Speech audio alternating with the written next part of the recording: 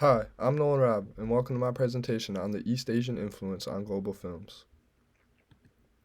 The thesis of my presentation is East Asian movies have a significant impact on the way it continues to shape global films made today. And what I really mean by this, whether it be through a specific genre or a specific icon, such as Godzilla, that originated from the East Asian film industry, um, their impact on the film industry continues to shape the movies that we see today. And that's really the thesis of my presentation. So, like I said, my first example is Godzilla. The original Godzilla is a 1954 Japanese film directed by Ishiro Honda and produced by Toho Studios. And this is really the start of Godzilla on the big movie screen. This 1954 Japanese film is really the inspiration of all the evolution of all the Godzilla films that come after it. And I think shortly after this film, the an American film studio made a an adaptation of the movie under a different title shortly after the original was made.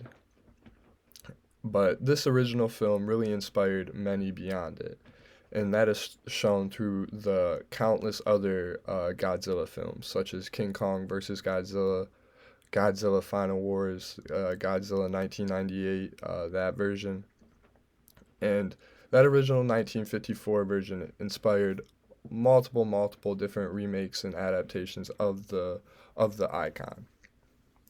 And I think on Wikipedia it said there's something like 36 Godzilla movies in the franchise, and I'm not sure how entirely accurate that is, but I wouldn't doubt it. There's a lot of popularity for this East Asian icon, and he continues to have an influence in the global film market in the films that we still see today, such as Godzilla vs Kong and the Godzilla 2014 remake and Godzilla King of Monsters. These are all fairly recent films, with Godzilla vs Kong coming out in the last 6 months. Um, these three movies right here are all Godzilla reboots produced by Legendary Entertainment, an American film company. So this just goes to show the evolution and the presence that the Godzilla icon has in the global film industry, not just the East Asian film industry. Uh, my next example are the Bruce Lee films and the icon that Bruce Lee really was, and the type of movies and fight scenes that he had in movies such as Fist of Fury and Big Boss. These movies are really the start of Bruce Lee's popularity in the not only the East Asian film industry but also the global film industry as well. Um, these films are really the start of his fame.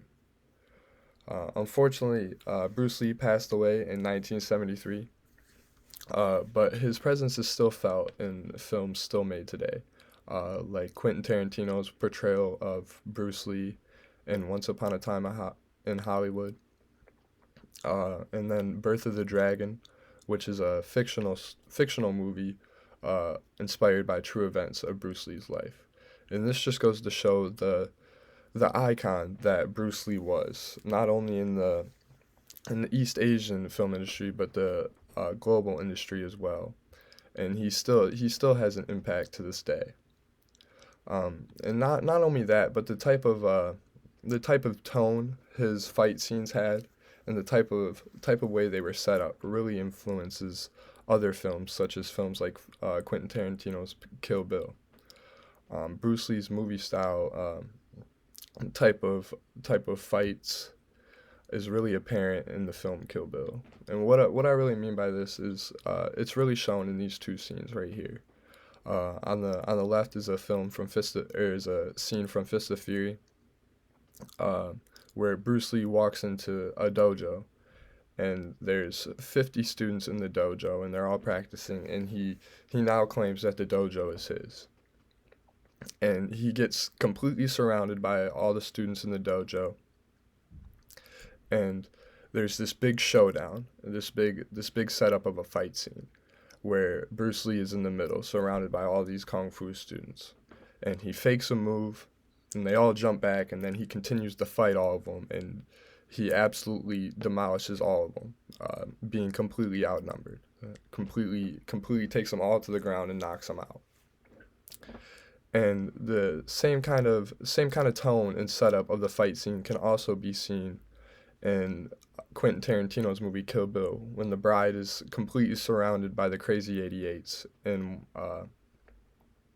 she's completely circled by them, and there's a bird's eye view, and she fakes a move, and then all of them jump back, and then they continue to fight, and she